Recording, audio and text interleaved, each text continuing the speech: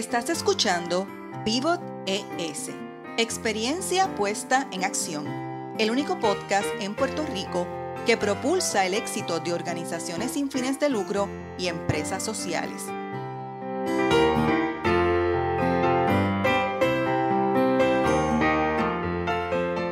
Soy Marieli Rivera, de Changemaker Foundation, y escucharás a líderes que innovan con soluciones para el desarrollo sostenible.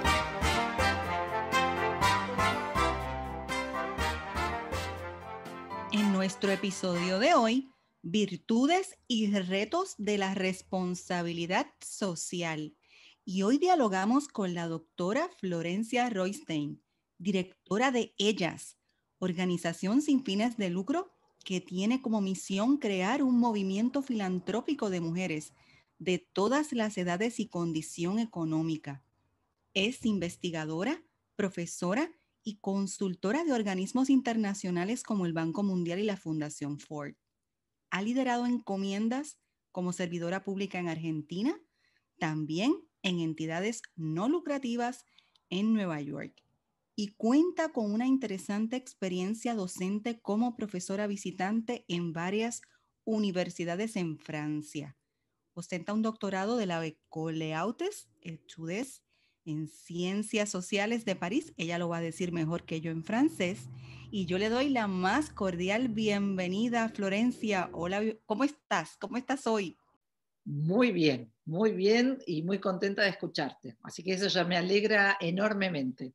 Y yo súper agradecida y honrada de que tú seas parte de la red de líderes de Pivot ES.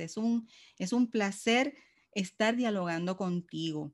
Me encantaría, Florencia, que antes de comenzar este tema que nos apasiona tanto sobre el asunto de la responsabilidad social, tú nos cuentes un poco quién eres, a quién representas y qué es lo más que te gusta de lo que haces. Uy, ¿quién soy? Esa pregunta es quién estoy siendo, ¿no? Porque uno, va evolucionando todo el tiempo. Yo soy de Argentina, vivo en Buenos Aires, y como bien dijiste antes, he trabajado en muchos lugares del mundo. Originalmente, cuando era muy jovencita, me fui a vivir a Nueva York y desde ahí trabajé para todo, con un cargo en una organización de salud reproductiva y sexual que se llama la IPPF, la Federación Internacional de Planificación Familiar, y desde ahí dirigía un programa para toda América Latina y el Caribe, y eso me dio la posibilidad, la oportunidad y el aprendizaje de trabajar en todos lados. He estado muchas veces en Puerto Rico, amo Puerto Rico, me encanta. Me parece que tiene la síntesis de lo mejor de América Latina, que es la energía y la alegría y la vitalidad latinoamericana, y tiene lo bueno de la infraestructura de los americanos, así que, y es divino, y me encanta la comida, y me encanta la gente, así que tuve la suerte, como digo, de haber pasado mucho tiempo ahí. Y después de haber estado viviendo muchos años en Nueva York, me fui a vivir a Francia, donde hice el doctorado, como tú dices, en la Escuela de Altos Estudios en Ciencias Sociales de París. Bueno, y la evolución es larga, pero bueno, hace algunos años atrás, ya no me acuerdo cuántos, pero como 9, creo más o menos, me volví a Argentina desde París para tomar un cargo como subsecretaria de Desarrollo Sustentable de la Nación. Y bueno, así que vine porque soy una persona idealista y creo que todo lo que todos sabemos tenemos que ponerlo a disposición del resto para hacer de este mundo un mundo mejor. Así que me fui de París y me volví a Buenos Aires a subirme a este cargo. Y algunos años de trabajo estuve en el gobierno 2 años y medio y renuncié porque, bueno, no era lo que yo me imaginaba. Así que me fui a la academia, entré como profesora a la Universidad de San Andrés, donde sigo siendo profesora justamente en el tema de responsabilidad social empresaria. Tengo a cargo esta materia hace muchos años, como digo, para todos los alumnos de grado. Yo soy profesora de la Escuela de Negocios, así que todos los alumnos tienen esta materia, y después para los posgrados y los programas de educación ejecutiva de la universidad. Y además de trabajar como profesora en la universidad, trabajo como consultora de empresas, justamente para ayudarlos a repensarse de una manera que puedan ser parte de las soluciones de las comunidades o del país en donde están insertos y no parte de los problemas.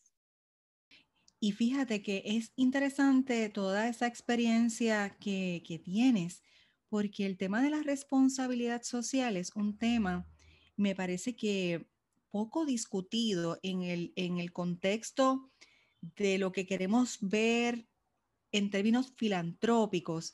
Y es a veces confuso discutir sobre responsabilidad social cuando lo ubicamos desde la perspectiva de las corporaciones. Es un tema bastante amplio que ha tenido una discusión muy interesante en América Latina. He visto mucho trabajo de investigación.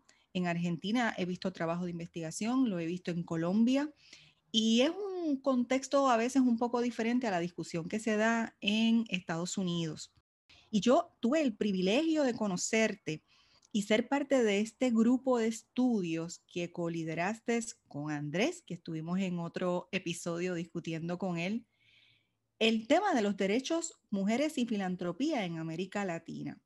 Yo aprendí muchísimo y me dio un gusto estar con otras mujeres que tenían también estas inquietudes y esta sed de profesionalizar los temas, conocer un poco más profundo estos temas y de una manera transversal discutirlo con los aspectos de los derechos humanos. Me pareció fascinante.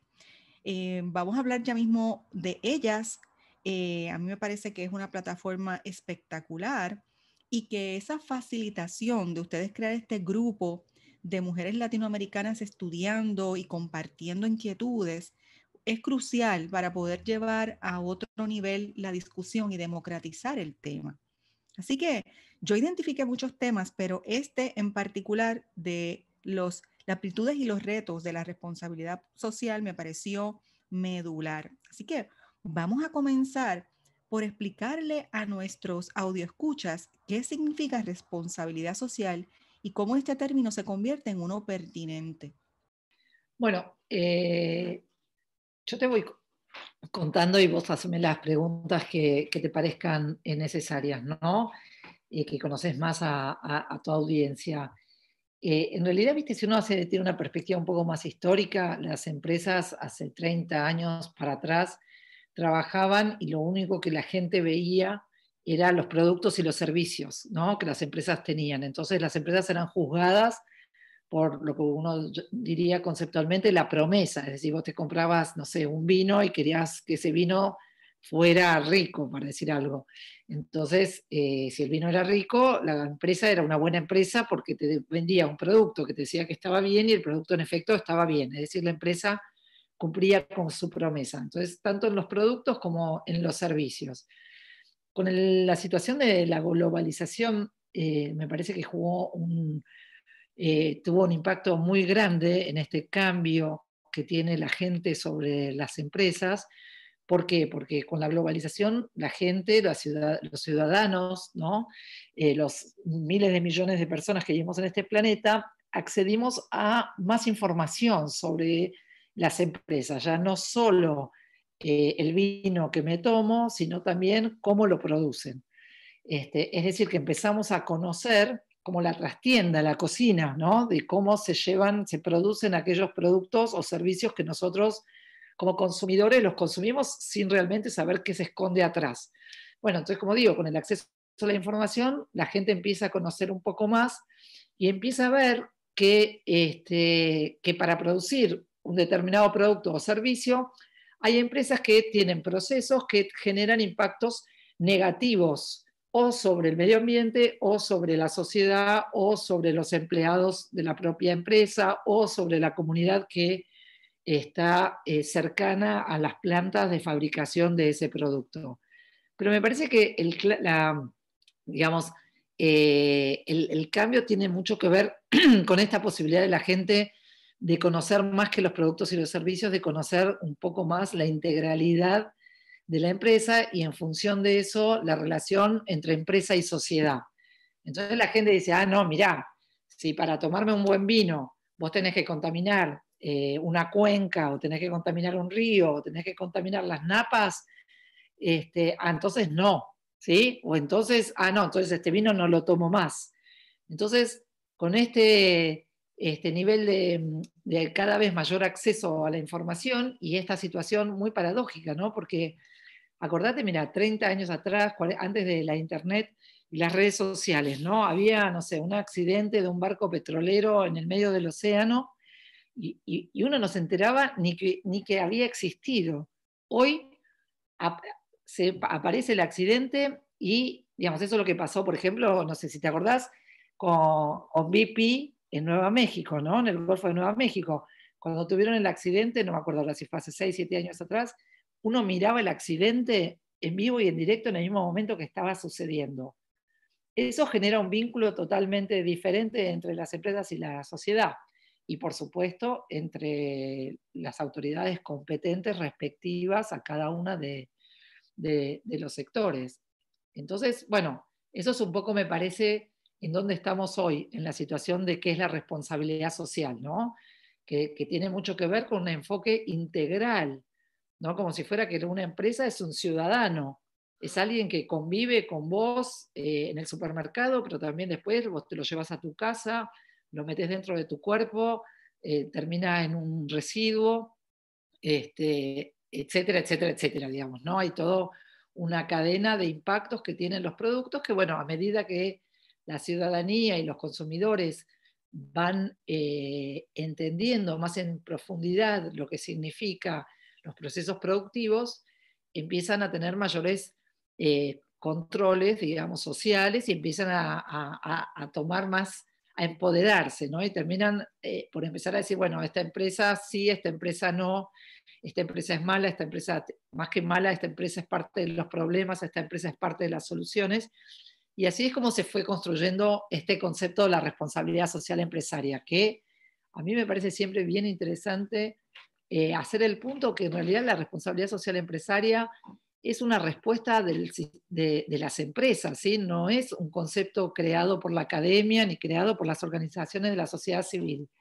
Es una respuesta que tiene el sector privado, que es flexible, que es dinámico, que está lleno de virtudes y de competencias, y a decir, ojo, miren lo que está pasando.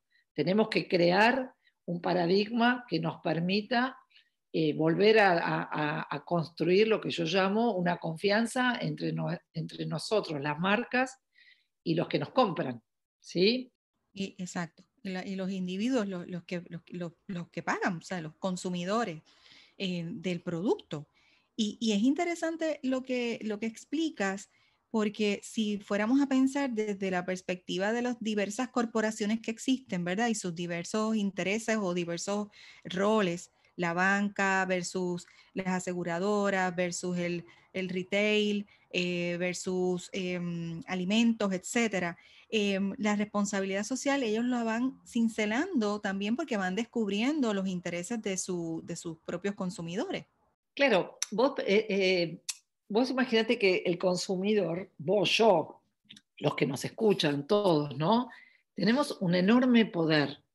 ¿Por qué tenemos un enorme poder? Porque cuando nosotros vamos al supermercado, para decir algo, o al shopping, a donde fuera que haces tus compras, vos decidís qué empresa gana plata ese día y qué empresa no gana. Es decir, cuando vos ponés una mayonesa, para decir cualquier cosa, en tu carrito, pones una marca, te la llevas a tu casa y varias otras las dejas en la góndola.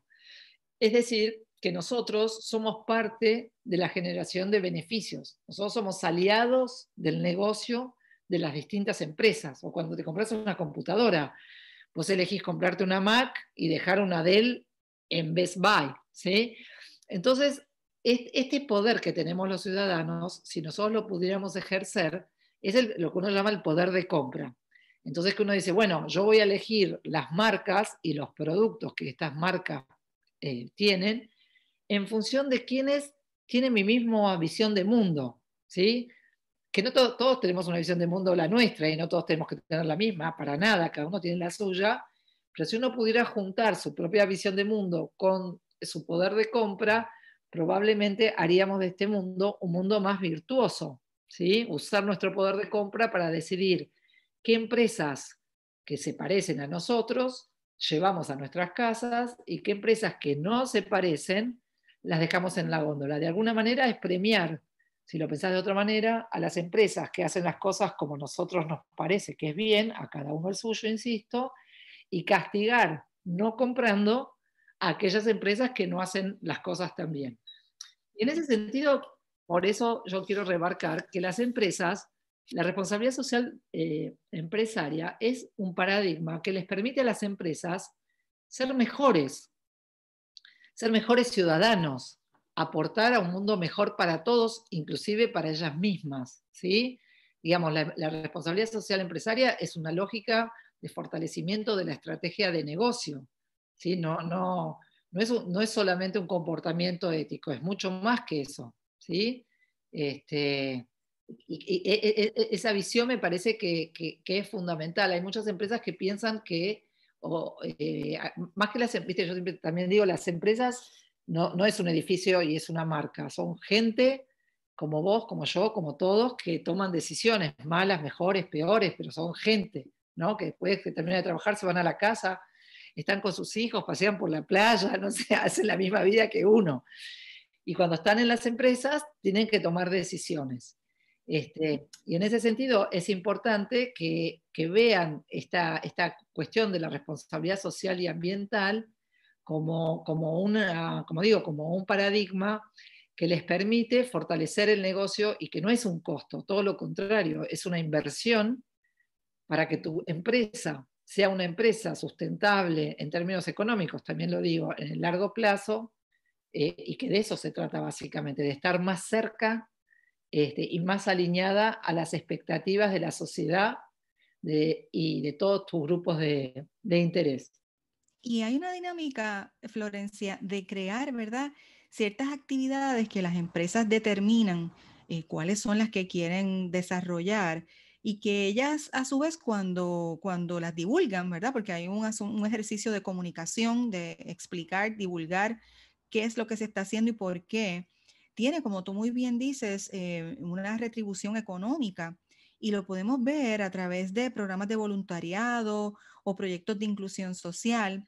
Y me parece que hay algunas de más avanzadas que han interconectado todo el tema de responsabilidad social con su planificación estratégica y no se ha quedado simplemente marginado, ¿verdad? Como un programa de mercadeo más. Así que, ¿qué actividades tú has visto que puedas ilustrarnos, que te han llamado la atención en las empresas? Mira, es re importante lo que traes porque muchas empresas con el afán de contar una historia terminan haciendo, como yo digo, medio, no sé, de manera humorística, proyectitos acá y allá, ¿sí? ¿Y por qué? Porque, digo, un programa, no sé, una acción de voluntariado corporativo, como vos señalás, haces la acción, sacás la foto, la subís a las redes, la subís a tu intranet, la mandás a tu casa matriz, ¿sí? Entonces es una inversión con rápido retorno, ¿sí? Con retorno rápido, ¿no? Sobre resultados concretos. Tu programa de voluntariado corporativo, no sé, ir a limpiar las playas o ir a pintar escuelas, ¿no? Ir a, no sé, a hacer cosas que tienen un resultado tangible inmediato. En ese sentido, por eso el voluntario corporativo, entre otras cosas, es una de las acciones que está bien repandida, ¿no? En la mayoría de las empresas, porque es como, entre comillas, como más fácil de hacerlo y como digo, hay un retorno de la inversión rápido. Ahora, los programas de voluntariado corporativo, como estábamos hablando, no hablan de la internalización de los costos de producción de una empresa, ¿sí? Digo, como que hay que de alguna manera, un poco como vos planteabas, separar. Una cosa tiene que ver, la responsabilidad de una empresa tiene que ver con un concepto importante que es internalizar los costos de producción, es decir, lo contrario sería externalizarlos. Es decir, cuando yo soy una empresa de, no sé, de agua mineral, y y vos, Marieli, vas y te compras un botellón de agua. Estoy hablando en América Latina, ¿no? Porque no sé cuál es la situación particular de Puerto Rico, eso quizá lo podrías contar vos, pero en América Latina vos te compras un botellón de agua, una botella de plástico de agua, y en realidad te compraste dos cosas, ¿no? El agua que querías tomar y un pedazo de plástico. Y ese pedazo de plástico vos como consumidor te tenés que hacer cargo de su disposición final, que en realidad esa disposición final no la tirás en la basura de tu casa y después es el Estado, ¿no? El presupuesto público que se usa para la recolección de residuos. Es decir, que la empresa, en este caso el agua que te compraste, no se hace cargo de su propio residuo, que es el que le permite vender el agua. Eso se llama una ley extendida del productor, que hay países, por ejemplo, como Japón, que la tienen promulgada hace 25 años atrás, y lo que hace es que la empresa embotelladora es la dueña de la botella de plástico, no sos vos ni es el Estado. Eso es responsabilidad social, es decir, integrar a tu estructura de costos todas las acciones que hacen a tu negocio, ¿sí? Insisto, porque vos lo único que querías era tomar agua, no llevarte una botella de plástico a tu casa. Entonces, por un lado, cuando uno habla de responsabilidad social empresaria, uno habla, como te decía, de que las empresas tienen que encontrar su materialidad, se llama, ¿no? Es decir, cuál es el impacto social y ambiental que genera verdaderamente su proceso productivo. Y eso, en vez de seguir externalizando, como lo tienen que internalizar. Como por ejemplo lo que se llama los RAE, ¿no? Los residuos electrónicos. Es decir, vos te compras un teléfono, el teléfono no funciona más, generaste un pedazo de basura dentro de tu casa y probablemente mirás en los cajones y tenés 3, 4 teléfonos de los últimos años que se te rompieron o les pasó algo. En la situación de una empresa responsable, la empresa debería llamar a que vos como consumidor le devuelvas el teléfono que no funciona más. La empresa debería pagarte una parte porque todos esos insumos que hay en ese teléfono a ella le deberían servir para producir los próximos teléfonos, ¿sí? Entonces, por eso digo, por un lado, cuando uno habla de responsabilidad social, habla de integrar a su proceso productivo, internalizar el impacto socioambiental que generan los beneficios de la empresa. Eso es por un lado. Y por el otro lado, esto que vos traías de iniciativas de desarrollo o iniciativas de voluntariado corporativo que tienen más que ver con crear una cultura organizacional solidaria, ¿sí? Todo eso entra dentro de la lógica de la responsabilidad social empresaria, pero en el caso de América Latina, lamentablemente uno ve un poco lo que vos planteabas al principio, empresas que de pronto tienen muy lindos programas de voluntariado corporativo, o algunas acciones lindas con la comunidad vecina, pero siguen externalizando todos sus costos de producción. Entonces, en realidad, todas esas acciones se diluyen como relevantes porque lo importante es compensar de alguna manera el impacto negativo que vos podés tener sobre el medio ambiente. No sé si soy clara en la perspectiva que te estoy planteando, ¿no? Porque si no parece, hay gente que piensa, porque si no terminamos en pensar que la responsabilidad social es algo que uno en inglés, ¿viste? Dice nice to have, ¿viste? Algo lindo para tener. No, es algo estratégico, es algo de que vos tenés que como compañía ser un ciudadano responsable, ¿no?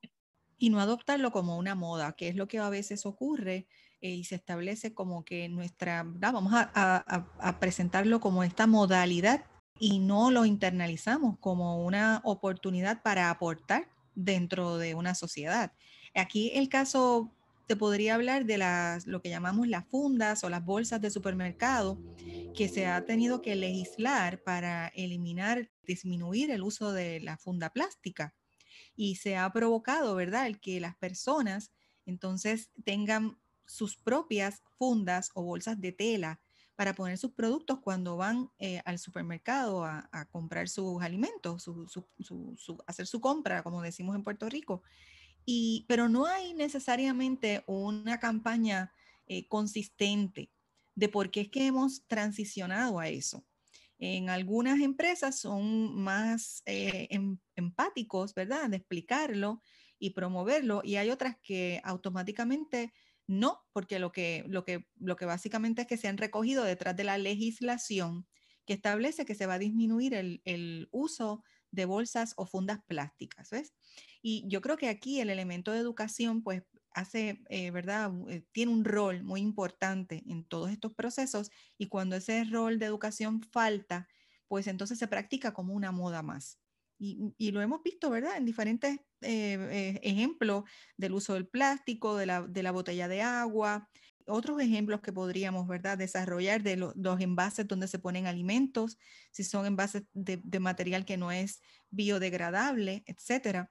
Y me parece que ahí es que entra lo importante de discutir por qué hay que promover una educación sobre lo que verdaderamente son programas de responsabilidad social. Ahora, te pregunto, ¿las empresas se ven obligadas a tener programas de responsabilidad social?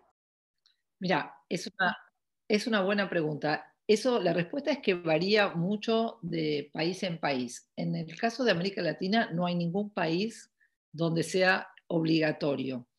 Pero, por ejemplo, en Francia, hace muchísimos años, no sé exactamente, pero debe ser más de 10 años, que todas las empresas con más de 300 empleados tienen la obligación de hacer un reporte social y ambiental a fin de año. Entonces, si vos, y que es público, ¿sí? Entonces, si vos tenés la obligación de hacerlo, vas a tener que contar algo. Así que si vas a tener que contar algo, vas a tener que hacer algo, ¿sí? En países, por ejemplo, en Asia, por ejemplo, en India, hace aproximadamente 3 años, también se sacó una ley, el gobierno, en el cual no solamente obligaba a todas las empresas ¿cómo se llama?, a tener su estrategia de responsabilidad social, sino también les obligaba al porcentaje de inversión en temas sociales y ambientales que las empresas deberían adjudicar. Lo cual fue un debate muy interesante, sobre todo en un país como la India, digo, por la envergadura que tiene, ¿no?, que es casi una región. Y la mayoría es un tema muy discutido, ¿no?, siempre por la libertad de empresa, contra los que creen que el Estado tiene un rol para jugar, pero las investigaciones muestran que ha sido muy favorable para la creación de valor social y ambiental, esto de obligar a las empresas, ¿no? Aparte, no solamente las obligan, sino que además, un tema que a mí me parece bastante interesante, en la legislación obligan a las empresas a aliarse con organizaciones de la sociedad civil para poder desarrollar estas iniciativas, ¿no? Es decir, uno de los problemas que vemos en Latinoamérica, más que problemas, uno de los temas o uno de los desafíos que vemos, es que muchas de las empresas, cuando hacen su estrategia de responsabilidad social empresaria, ellos mismos gestionan la iniciativa social. Entonces vos tenés la situación tan paradójica como que una empresa, no sé, de tecnología que vende teléfonos, se pone a gestionar proyectos de educación ambiental, ¿no?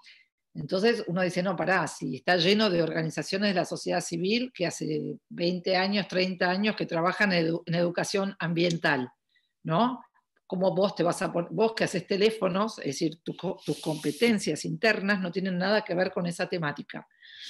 Yo siempre digo, cuando enseño responsabilidad social empresaria, que en la universidad, que las empresas lo que tienen que dar en su estrategia de responsabilidad social, además de integrar esto que estábamos hablando, internalizar los costos e internalizar los impactos ambientales, lo que tienen que dar es aquello que las hace exitosas, no lo que no saben hacer, ¿sí? Es decir, te voy a contar una anécdota. Hace muchos años atrás, yo era gerente de una empresa, pero muchos años atrás, de una empresa de una telco, ¿no? Y entonces nos invitan de uno de los bancos más importantes de la Argentina a, no sé, a 20 empresas a contarnos un programa de voluntariado corporativo. Entonces tenés al CEO de este banco con sus gerentes y después éramos, no sé, 20, 30 gerentes y directores de las empresas más importantes de Argentina. Y está aquí el CEO del banco contando que habían ido a hacer un programa de voluntariado corporativo, que habían ido a pintar una escuela las paredes de una escuela en la provincia de Buenos Aires, que era una escuela muy marginal, no muy precaria, y ellos habían ido con el banco a pintar. Entonces, yo me acuerdo, yo estaba ahí, no lo podía creer realmente. Entonces yo levanté la mano y le pregunté, y muestran un video con todo el equipo del banco pintando la escuela, y yo le pregunté, discúlpeme, ¿usted sabe pintar? No, ustedes tomaron un curso para pintar, entonces aprendieron a pintar y entonces fueron a darle a la escuela esto que aprendieron a hacer. No. Entonces yo digo, escúchame, sos un banco, ¿por qué fuiste a pintar? ¿Por qué le das a una escuela pobre algo que vos no sabés hacer? Y ahora bien, hay un montón de cosas que sabés hacer, porque sos un banco, y sos un banco americano, y sos súper exitoso. ¿Por qué no le enseñaste a la escuela, no sé, accounting, compras, a la cooperadora, a los chicos? No digo, cómo manejar, no sé, la platita que le dan los papás para comprarse las golosinas, ¿entendés? ¿Cómo no transferiste tu know-how? ¿Por qué no, digamos, entonces, pongo este ejemplo para decir, las empresas tienden a este tipo de acciones, que es un programa de voluntariado corporativo que, como te decía al principio, te sacas la foto, la mandás, todos pasaron un lindo fin de semana. Ahora, eso no genera valor social, es decir, esa escuela no le enseñaron nada y la empresa no se fortaleció tampoco en nada, ¿sí? Fue y dio lo que no sabe dar, lo que no sabe hacer, en vez de agarrar y decir, bueno, yo, que es la pregunta que una empresa tiene que hacer, ¿yo qué sé hacer? ¿Por qué yo soy exitoso? Y eso que me hizo exitoso es lo que yo tengo que ser capaz a través de la estrategia de responsabilidad social empresaria de transferir a la sociedad de manera tal de fortalecerme a mí al mismo tiempo que fortalezco mi entorno. Exacto. Y eso, y fíjate que es repetitivo. Hemos visto muchos programas que se comportan de esa forma versus otros que capitalizan, como tú dices, ven su know-how, lo llevan a otro nivel y lo integran a sus destrezas, en lo que son buenos y buenas. Y son esas mismas las que llevan la voz cantante de desarrollar desde una responsabilidad social a convertirlo en una encomienda filantrópica. Eso ha ocurrido y lo llevan a otro nivel. No son las más, pero he visto ejemplos de proyectos que asumen con seriedad, ¿verdad? Lo que es llevar desde esa estrategia de responsabilidad social a algo más concreto, más longevo, más sistemático y de una inversión, que es este tema de encomienda filantrópica. ¿Tú te has visto en esos escenarios? Sí, sí, absolutamente. Yo digo porque, como vos decís, la gran mayoría de las empresas en América Latina tiende a ir hacia la simplificación, ¿no? En vez de verlo como una herramienta para fortalecer su negocio, fortalecer su reputación, fortalecer su relación con los grupos de interés, con los medios de comunicación, en vez de aprovechar esa oportunidad que genera la responsabilidad social empresaria, terminan por hacer acciones que mejor ni las cuentes, porque, digamos, no tienen ninguna relevancia. Hay empresas, digo, por ejemplo, esto sucede mucho con las empresas de fabricación de computadoras, ¿no? Desde Mac, digo, desde Apple hasta Microsoft. Por ejemplo, un buen ejemplo es Microsoft, ¿no?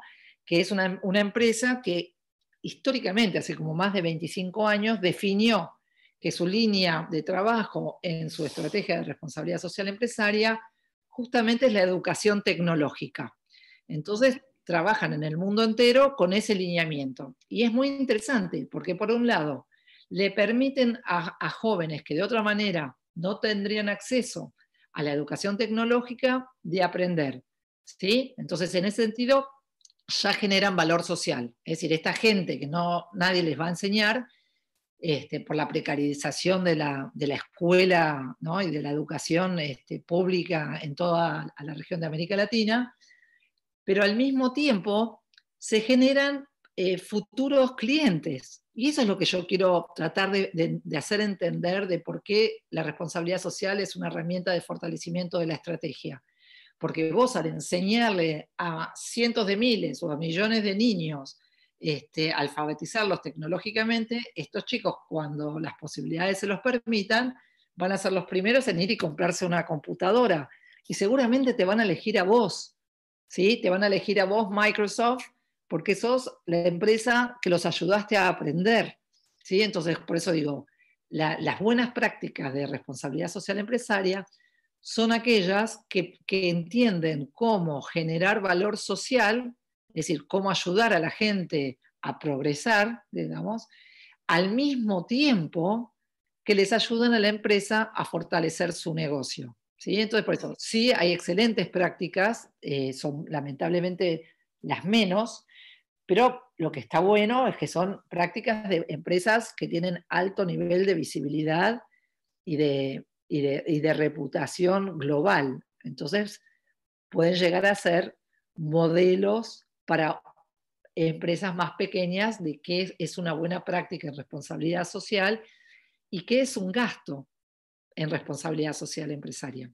Y una cosa, Floren, ¿cómo nosotros podemos enseñarle, verdad? Porque a través de la educación a nivel de la universidad, pues ya ejercemos un rol, pero cuando ya estamos en una empresa, ¿cómo podemos crear ese ambiente educativo con los propios empleados, recursos de la empresa que entiendan de esta perspectiva de lo que verdaderamente debe ser la responsabilidad social? Hay que crear un conocimiento interno para poderlo desarrollar entre los empleados o los colegas que tienes.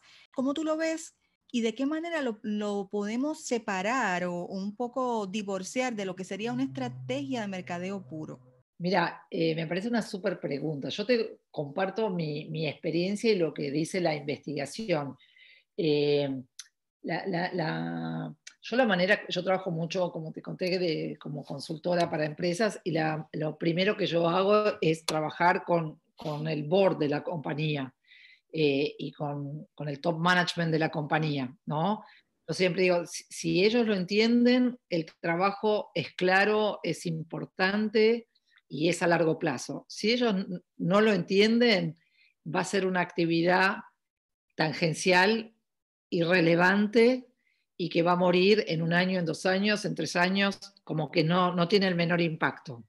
Así que tratando de responder directamente, yo lo que pienso es que los primeros que deben entender las oportunidades de fortalecimiento estratégico que tiene para una compañía es el top management. Así que yo siempre empiezo haciendo una capacitación al top management. Si ellos, y tratando de ayudarlos primero a entender de qué se trata la temática y después a entender cuáles son las oportunidades para esa empresa en particular dentro del sector y del contexto de mercado en donde está situada, ¿no?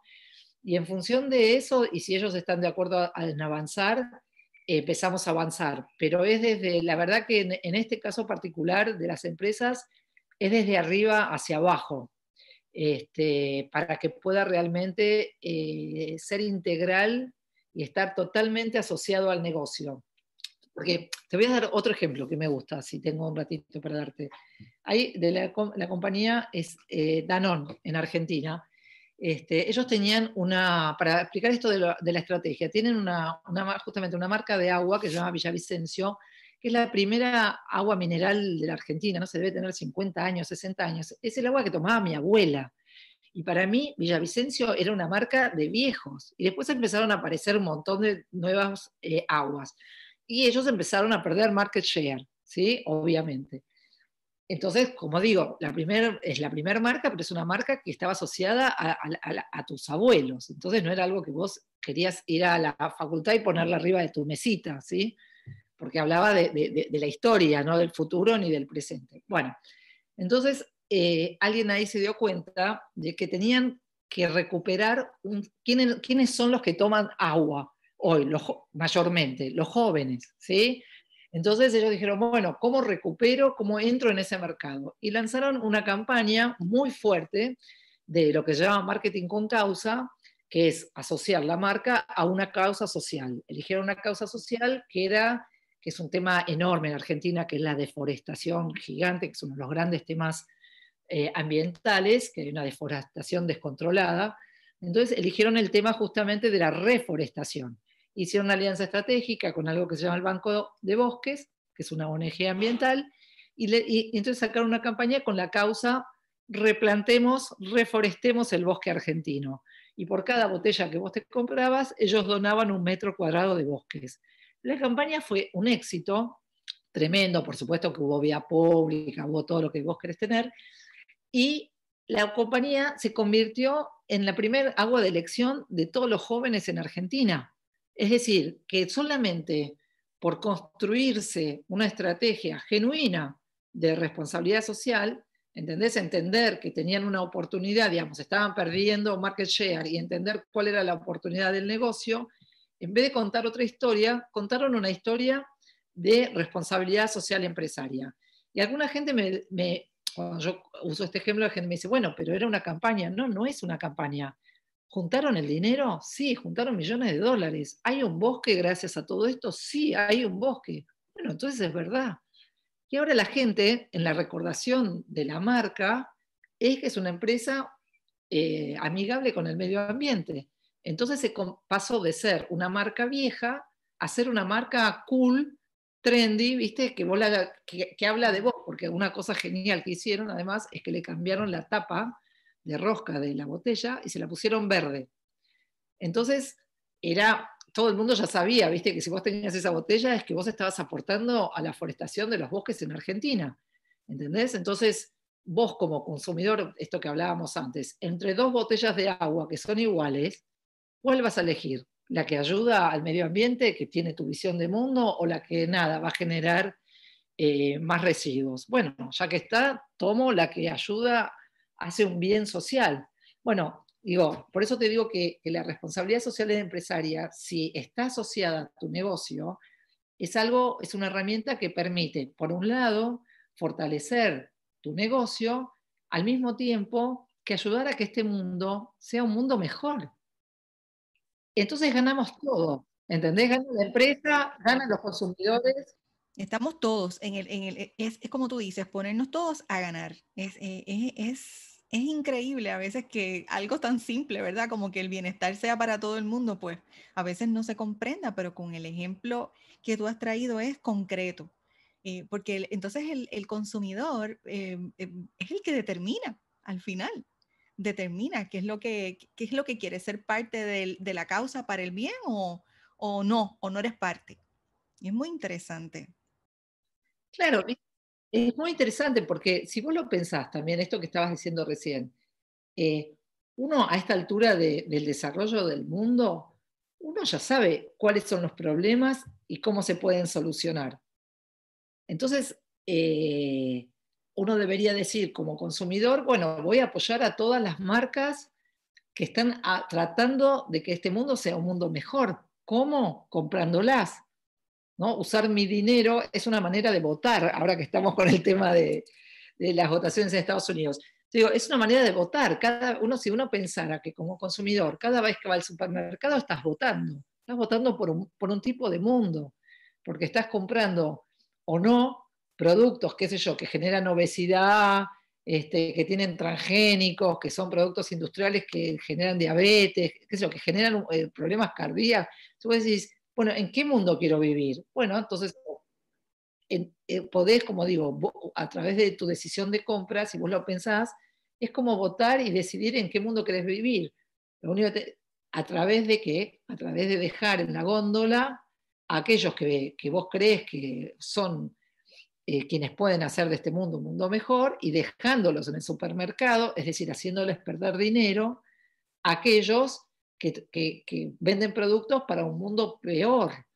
Porque de esa manera, si vos no les generás negocio, los obligás a cambiar, ¿viste? Porque uno pregunta a veces, bueno, ¿cuáles son los, que es una de las preguntas que ¿cuáles son los drivers? ¿Por qué las empresas cambian? ¿Y por qué otras no? Bueno, cambian las que se dan cuenta que hay un negocio en ser mejores. ¿Entendés? Que hay un retorno a ser mejores. Y no cambian las que no hay un retorno, las que muchas empresas cuando yo trabajo me dicen, mirá, hasta que yo no me hunda, hasta que no me llegue el agua al cuello, yo no cambio. ¿No? Que eso es uno de los grandes problemas de América Latina, porque como hay mucha corrupción y como hay estados que no controlan, entonces las compañías pueden seguir haciendo las cosas, no todas, pero algunas pueden seguir jugando en hacer las cosas de la peor manera posible. Pero por eso es importante tener a los consumidores movilizados, ¿no? A la sociedad civil movilizada para decir, no, viste, que en Argentina está pasando un montón, que dicen, no, no, yo esta empresa no quiero que esté acá porque sé que tira la basura a la noche, que la tira de cualquier manera, eso genera ratas, eso genera problemas de salud para todo el vecindario, acá no, ¿sí? Bueno, entonces digo, a medida que la gente va teniendo más acceso a la información sobre cómo se producen los servicios y los productos que consumimos, bueno, la gente va tomando más poder para decidir. E insisto, eh, la compra es una manera de votar que todos tenemos cotidiana y es una buena manera para que la gente la use. Y que sea de ellos hacia el bienestar o de todos o de perjudicarnos, porque por eso, como tú decías, sería tan interesante tener estos observatorios de responsabilidad social, ¿verdad? Que orgánicamente a veces ocurre. Y así como yo digo, entierran algunas marcas, porque es el consumidor o la consumidora el que está, ¿verdad?, tomando decisiones sobre eso, que me parece que te iba a hacer una próxima pregunta de lecciones aprendidas, pero un poco ya me hablabas de que vamos al top management si queremos trabajar con la corporación para concienciarlo sobre un proyecto real de responsabilidad social. Y por otro lado, ponerle el peso que se le tiene que poner al consumidor o a la consumidora, y es dando la información, proveyendo la información. No, quería agregarte una otra lección aprendida, que es un poco lo que vos me preguntaste antes, que el Estado, los estados, tienen un rol para jugar, ¿sí? Muy importante. Digamos, cada uno tiene su rol, ¿viste? Todos tenemos responsabilidades, pero cada uno tiene responsabilidades distintas, ¿viste? Porque lo que yo digo como consumidor, bueno, es mi casa, es la tuya, es la del otro, ¿sí?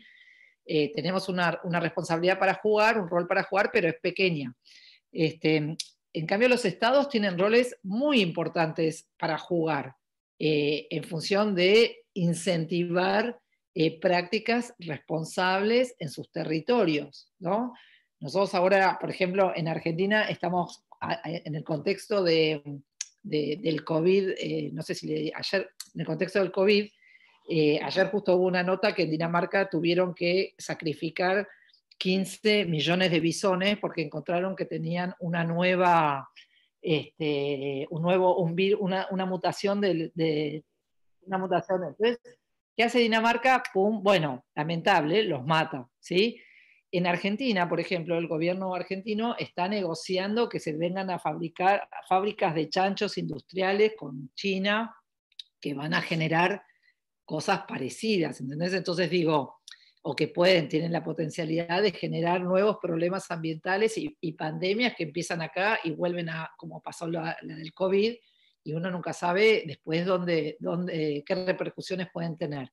Entonces, en ese sentido, cuento esto porque, bueno, en Argentina en este momento hay un gran debate en todos los medios de comunicación, cómo puede ser que un gobierno autorice esa práctica, esa industrialización de la fabricación de chanchos que van a hacer para vendérselos a los chinos, en el contexto de saber que estamos viviendo una epidemia que fue generada por una situación muy similar, ¿entendés? Entonces, por eso digo que las empresas tienen su rol, y ya lo hablamos, los consumidores tienen su rol, y ya lo hablamos, las comunidades, los vecinos tienen su rol, y ya lo hablamos, pero los estados también tienen, las autoridades competentes tienen un rol importante para jugar, para decir, bueno, qué políticas decido para el futuro de mi territorio, ¿sí? O cómo incentivo las buenas prácticas, no sé, doy premios, doy líneas de crédito, no sé, hay un montón de distintas herramientas accesibles y que son exitosas y se usaron en distintos lugares del mundo para que los estados ayuden a mejorar la masa digamos, las industrias que tienen en su territorio, ¿no? Entonces, digo, eso solamente quería decir, que el Estado tiene un rol importantísimo como incentivador de buenas prácticas y como controlador de malas prácticas, ¿no?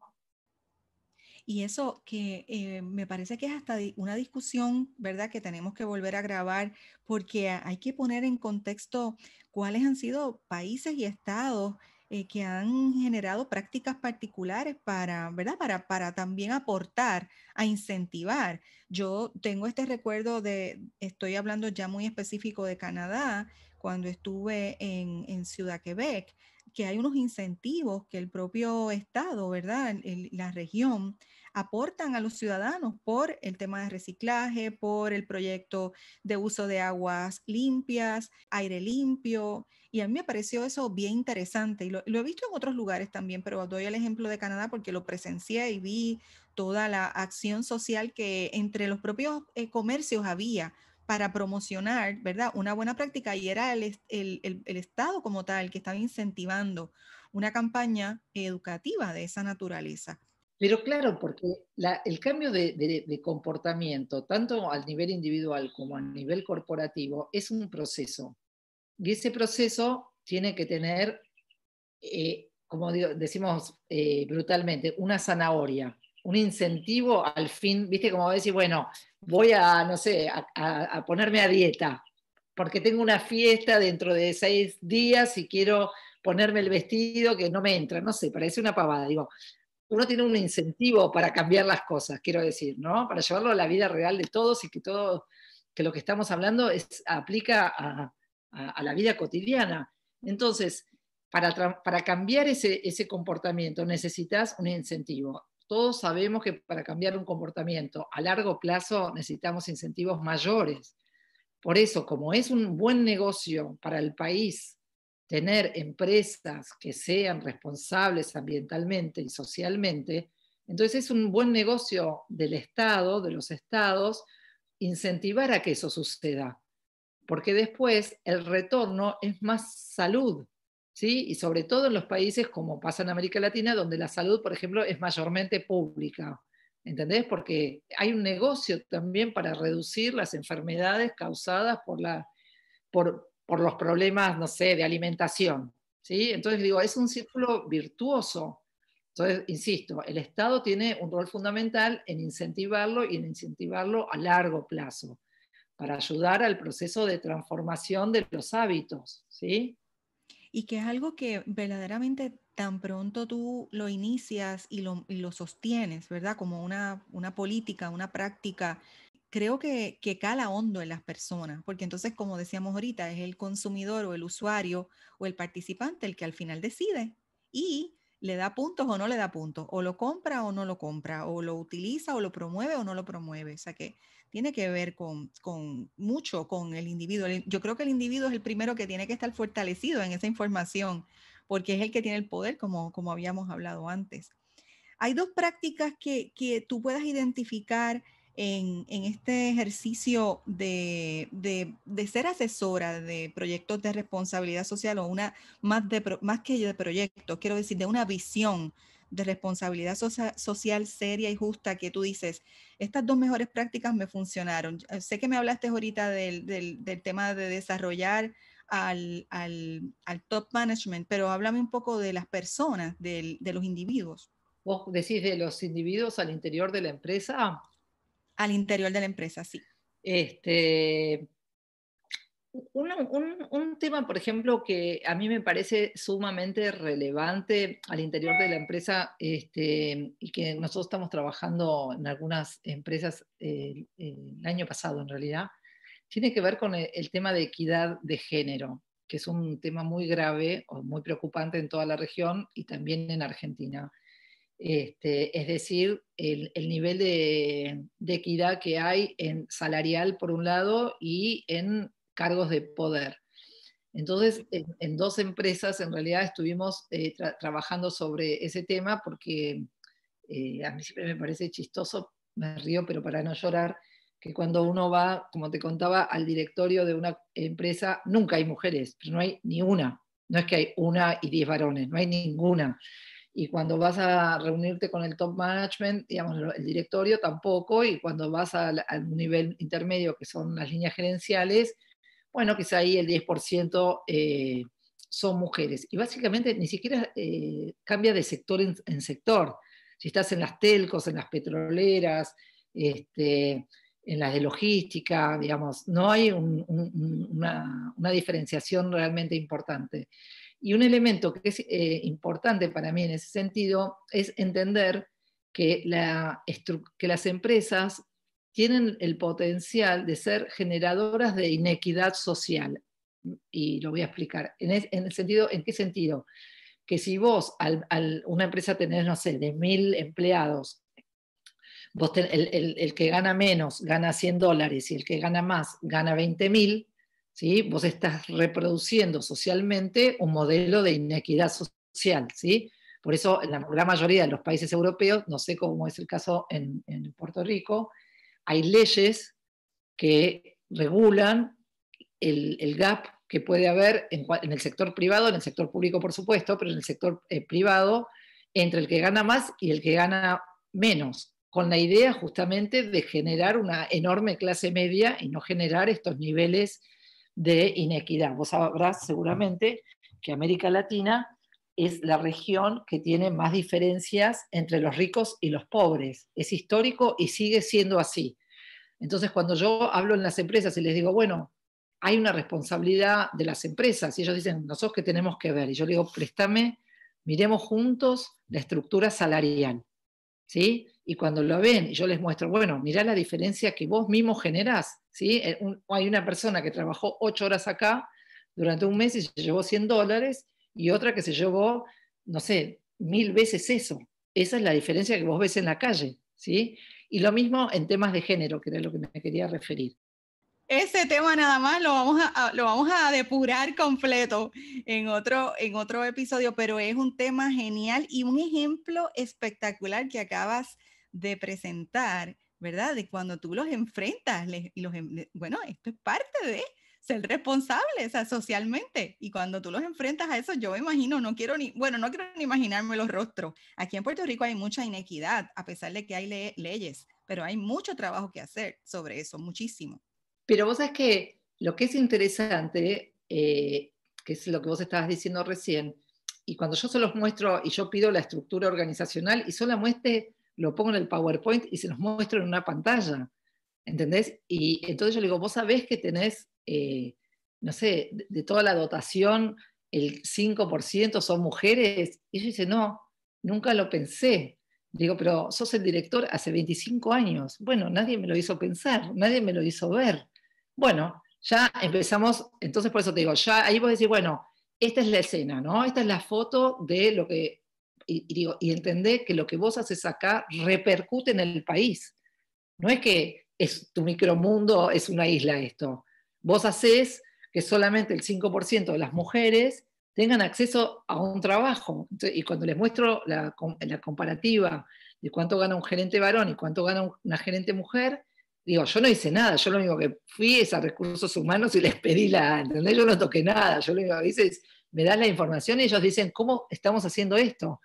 Digo, mira, no sé cómo estás haciendo esto, pero lo estás haciendo. Entonces yo digo, vamos a mirar cuando los avisos, cuando vos vas a pedir, publicás avisos en los diarios, ¿qué información das? ¿No? Y cuando ves la información te das cuenta que ninguna mujer puede aplicar esto, porque vos estás pidiendo un hombre, no pedís hombre, pero todo lo que decís es para que se presente un hombre. Entonces cuando ellos se dan cuenta, pero por eso te digo que son como fotitos que uno dice, bueno, mira, esto es lo que vos haces hace 30 años, ¿cómo te parece bien o mal? Y empezamos a discutir, y después vos decís, bueno, ahora que te das cuenta que esto que vos haces, que puede ser muy práctico para vos, porque entonces son entre hombres y hablan de fútbol y hablan de la cerveza, ¿no? Y si hubiera una mujer no sería tan así, pero bueno, esto vos estás generando a nuestro país. ¿Lo querés cambiar, sí o no? Sí. Bueno, bárbaro, ¿cómo empezamos? Y ahí empezamos a hacer un menú de, primero empezamos a concientizar, yo iba, digo, te estoy contando algo que pasó, ¿no? El año pasado, y yo fui a una reunión de gerentes que eran como 200 y también les mostré los dibujos, y las mujeres, perdón, lloraban, decían, por suerte alguien, y le digo, ¿y por qué no lo dijiste vos? ¿Viste? ¿Por qué? Bueno, porque mi trabajo es otro, sí, tenés razón. Bueno, y así se empiezan a armar acciones para también capacitar a la gente de recursos humanos, para capacitar a los gerentes en el contexto de liderar grupos diversos. Bueno, empieza todo un trabajo interno que les permite un poco entenderse a ellos y entender qué impacto tienen en la sociedad y cómo pueden ellos contribuir a un país donde reducir la inequidad de género, la inequidad de acceso al trabajo, que es un derecho, pero mínimo. Y ni decir la cantidad de duplicidad, que eso lo vamos a contar en otro episodio, de esfuerzos y de tareas que tienen entonces las mujeres, además de tener un rol de trabajo, son otros trabajos los que hay que no se ven, o sea, que no se ve la remuneración sobre ellos. Y por ahí podemos seguir, ¿verdad? Concienciando, porque eso es lo que es importante aquí. Así que yo me alegro mucho que tú hayas tocado ese tema, porque me parece que es un ejemplo excepcional, ¿verdad? Y más en estos tiempos donde se necesita profundizar desde esta perspectiva de la responsabilidad social, pero transversalmente con lo que es esa equidad de género. Así que ese ejemplo me encantó. No, y además, lo que está bueno también de este ejemplo que me hiciste compartir, es que a veces la gente dice, no tengo plata para hacer una estrategia de responsabilidad social. Y acá no necesitas plata, solamente necesitas, con este ejemplo del tema de género, necesitas una reflexión sobre lo que decíamos al principio de esta charla, ¿no? El rol que tiene una empresa en un proyecto social, en un país. ¿Sí? Entonces voy a decir, bueno, yo, ¿qué aporto a este país además de televisores? ¿Entendés? ¿Qué cosas buenas y qué cosas malas? Bueno, ¿cómo puedo reducir las malas y cómo puedo amplificar las buenas? Y este ejemplo de algo tan necesario como es la equidad de género en nuestra región, este ejemplo es un ejemplo que la empresa lo hace, nada, pagando un consultor si querés, pero digamos, no es un monto relevante para una empresa de estas envergaduras, ¿no? Claro. Es decir, la excusa de que no tengo plata o que estamos en una situación de crisis no es una verdadera excusa. Hay un montón de áreas donde las empresas pueden generar valor social y transformar un poco la situación del país o de la región sin que signifique grandes inversiones de dinero exclusivamente. Exacto. Florence, yo te agradezco tanto, yo le digo a Florence ya de cariño porque ella se llama Florencia, pero ya para mí es como si fuésemos colegas de mucho tiempo. Te agradezco tanto haber separado este espacio, este diálogo ha estado maravilloso y no va a quedar aquí. A mí me gustaría que luego compartiéramos y grabáramos otros episodios y profundizar un poco más en este tema de la equidad de género. Esto es lo próximo que vamos a trabajar. Y pienso que tenemos muchos otros temas más adelante, ¿verdad? Para hablar sobre esa discusión social y filantrópica que queda pendiente y que la hemos profundizado un poco con las explicaciones y todos los ejemplos buenos que has dado sobre el tema de responsabilidad social. Así que si te gustó este episodio, te voy a pedir que lo compartas y que nos escuchen a través de las plataformas en Spotify, iTunes, Teacher, Google Podcast, Apple Podcast, iVoox Anchor, Buena Vibra Radio en Orlando, Florida. Y a nuestros escuchas les invitamos a buscarnos en la plataforma de creadores de contenido Patreon para que nos apoyen y, lo más importante, que se suscriban a Pivot ES. Florencia, muchas gracias de corazón. Muchas gracias a ti, fue un placer enorme y un gran cariño a toda tu audiencia. Te espero y los espero a todos y a todas en el próximo episodio.